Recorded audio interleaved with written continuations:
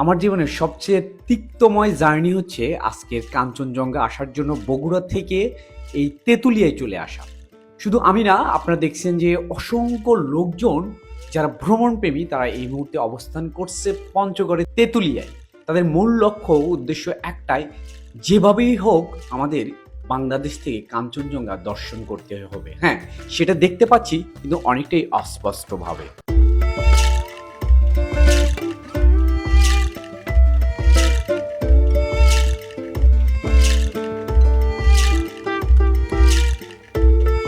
আসসালামু আলাইকুম রহমতুল্লাহ, শুভ সকাল। প্রায় 260 কিলোমিটার রাস্তা অতিক্রম করে আসলাম, খুবই কষ্ট হয়েছে। সবেমাত্র ফজরের আজান দিয়েছে। ইতিমধ্যে আমরা বাংলা বান্দা বা তেঁতুলিয়া যে একটা পিছনে লেখা দেখতে পাচ্ছেন, কাঠের বাড়ি গেস্ট হাউস, এখানে আমরা আপাতত ভাড়া নিয়ে কিছু থাকবো। এরপরে পুরো পঞ্চগড় জেলাটায় আজকে সকাল টু সন্ধ্যা পর্যন্ত আমরা দেখবো। আর পরবর্তীতে যেটা থাকবে আমাদের মূল আকর্ষণ কাঞ্চনজঙ্ঘা দেখা। জানি না কতটুকু দেখা যাবে, সেইটা একটা আশার দিক, কারণ সবার ভাগ্যে সাধারণত হয় না। আজকে আমাদের ভাগ্যে হয় কিনা সেটাই দেখার বিষয়। তা একটু রেস্ট করে আমরা ওইদিকে যাব, হয়তো সূর্য উদয়ের সময় আমরা সেই কাঙ্ক্ষিত কাঞ্চনজঙ্ঘা দেখতে পাবো। সূর্যের লালাভা এখনো আসে নাই, তবে হাজার হাজার দর্শনার্থী ইতিমধ্যে তেঁতুলিয়ার ডাব বাংলায় চলে এসেছে। আমিও অনেক দূরে থেকে এসেছি, বা সারা রাত মানে একটু ঘুম হয় না, হয়তোবা অল্প কিছুক্ষণ পরেই দেখা যাবে।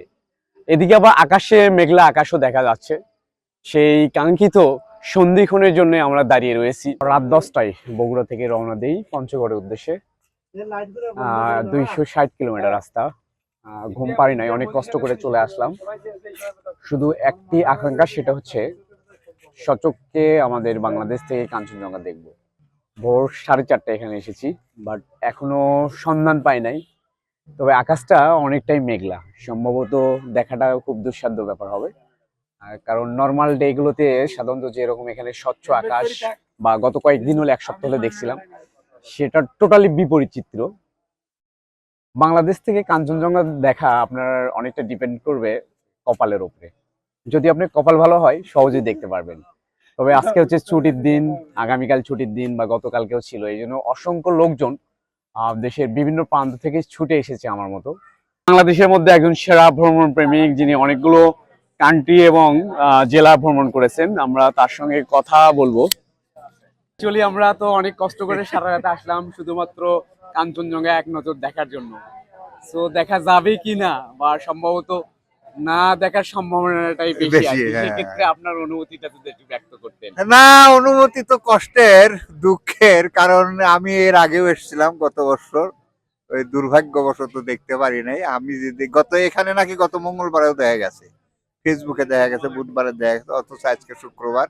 আবহাওয়াটা এত খারাপ যে এখানে দেখার কোনো সুযোগ নাই বললেই চলে। তারপরেও আমরা আসছি, 2 বাস, প্রায় 80 জন মানুষ দেখার জন্য। তো এখন ওই মহানন্দা নদীর ওই পারে ইন্ডিয়ার কিছু অংশ, প্লাস এখানকার চা বাগান বা অন্যান্য যে দর্শনীয় স্থানগুলি আছে, এবং আমরা হয়তো বাংলা বান্দা 0 পয়েন্টে যাব। দুধের স্বাদ ঘুলে মেটানো, দুধের স্বাদ ঘুলে মেটানো আর কি।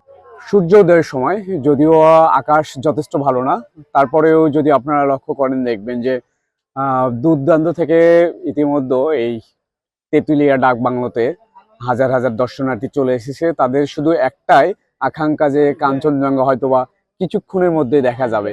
সেই আশায় ভোর 4টা থেকে আমার মতো অনেকেই বসে রয়েছে, কেউ বসে থাকতে থাকতে ঘুমিয়ে পড়েছে।